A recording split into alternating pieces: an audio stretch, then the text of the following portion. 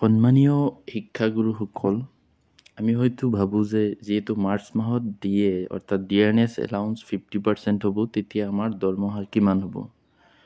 তো ইয়াত মই বিশেষকৈ 2023 চনৰ জুন মাহত যিসকলে এপইণ্টমেণ্ট পাইছিলে তেওঁলোকৰ চেলাৰী কিমান হ'ব সেইটো মই হিচাপ কৰি দেখুৱাইছোঁ। আপুনি যদি আগৰ হয় তেতিয়া এই হিচাপটো চাই নিজৰ লগত মিলাই হিচাপ কৰিব পাৰিব।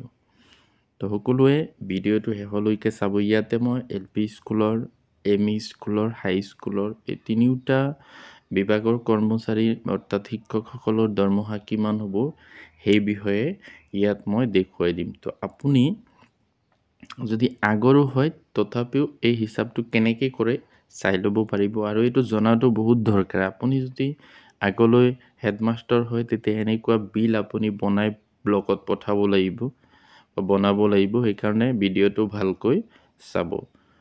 তো আমি ভিডিঅ'টো আৰম্ভ কৰোঁ।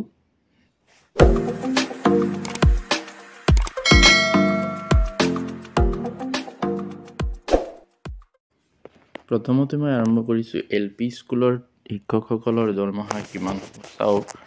প্ৰথমতে চাব লাগিব বেচিক পে কিমান হ'ব। তো বেচিক পে মানে হৈছে এই গ্ৰেড পে আৰু পেমেণ্ট দুয়োটা মিলাই 21,400 টকা। তো DA টো 50% হ'লে 50% অফ BP অৰ্থাৎ বেচিক পে। তো বেচিক পে 50% কেনেকৈ ওলাব, 21,400 লগত পূৰণ কৰিব 50% মানে 0.50 পূৰণ কৰিলে এইটো হ'ব 10,700 টকা। House rent 7% of basic pay হ'ব। তো 21,400 লগত 7% ইয়াৰ অৰ্থ হ'ল 0.07, আপুনি যদি পূৰণ কৰে পাব 1498 টকা। এতিয়া আৰু মেডিকেল এলাউন্স 600 টকা পায়। তো এই গোটেইকেইটা যদি আপুনি যোগ কৰে হ'ব 34,198 টকা। এইটো হ'ল মানে গ্ৰছ চেলাৰী, টোটেলটো মানে গ্ৰছ চেলাৰী, যে টোটেল আপোনাৰ ইমান টকা হয়। এতিয়া ডিডাকশ্যন কিমান হয় সেইটো মই ইয়াত দেখুৱাই দিছোঁ। ডিডাকশ্যনটো কেনেকৈ হিচাপ কৰিব NPSৰ, যে 10% of basic pay plus DA।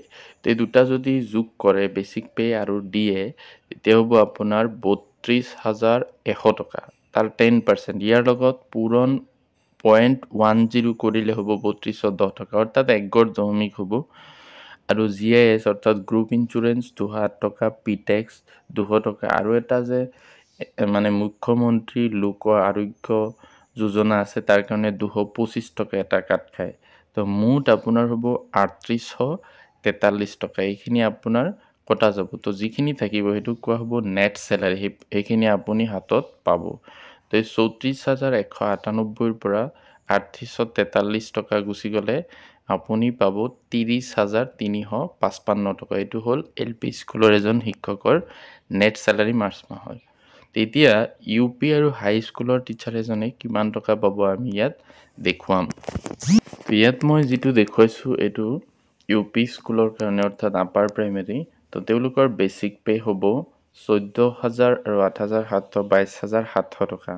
তো dearness allowance 50% of basic pay অৰ্থাৎ এই 22,700 লগত 0.50 পূৰণ কৰিলে 11,350 হ'ব, বা 22,700 2ৰে হৰণ কৰিলেও পাই যাব, যিহেতু 50% মানে আধা, 11,350 টকা। House rent 7% of basic pay, এইটো হ'ব 22,700 লগত 0.07 পূৰণ কৰিলে আপুনি পাব 1589 টকা। আৰু মেডিকেল এলাউন্স 600 টকা। তো মুঠ অৰ্থাৎ গ্ৰছ এমাউণ্ট হ'ব 36,239 টকা। তো এতিয়া এইখিনি আপুনি গ্ৰছ এমাউণ্ট পাব। এতিয়া ডিডাকশ্যন কিমান হ'ব সেইটো মই দেখুৱাই দিছোঁ। তো ডিডাকশ্যনত প্ৰথমতে NPS কাটিব 10% of basic pay plus DA। তো তাতে হয়তো দুয়োটা যোগ কৰিলে 34,050 টকা পাব। তো তাৰ 10% অৰ্থাৎ 34,050 লগত 0.10 যদি পূৰণ কৰে 3405 টকা। আৰু GIS কাটিব 208 টকা, PTEX 200 টকা, আৰু মুখ্যমন্ত্ৰী লোক আৰোগ্য সেৱক যোজনা তাতে কাটিব 225 টকা। তো মুঠ হৈ যাব 4,038 টকা। তো এইখিনি হ'ল ডিডাকশ্যন, অৰ্থাৎ আপোনাৰ একাউণ্টৰ পৰা এইখিনি পইচা কাটি ৰাখিব। তো ইয়াৰ বাদে আপুনি যিখিনি পাব সেইখিনি হ'ব নেট চেলাৰী। তো নেট এমাউণ্টটো কিমান হ'ব সেইটো চাওক যে আপুনি যিটো টোটেল গ্ৰছ এমাউণ্ট ওলাইছিলে অৰ্থাৎ 36,239 পৰা 4,038 টকা বিয়োগ কৰিব লাগিব, থাকিব 32,201 টকা। এইটো হ'ল নেট এমাউণ্ট, অৰ্থাৎ আপুনি চেলাৰীখিনি পাব। আৰু হাই স্কুলৰ ক্ষেত্ৰত মাত্ৰ 300 টকা এটা বেছি হয়, তো সেইটো মই আকৌ হিচাপ কৰা নাই। সেইটো এই প্ৰথমতে 300 টকা এটা আদাৰ এলাউন্সত সোমায়, তো সেইকাৰণে মুঠ হৈ যাব 32,501 টকা। যদি মোৰ হিচাপ কৰাত কিবা ভুল হয় তেতিয়া কমেণ্ট বক্সত জনাই দিব।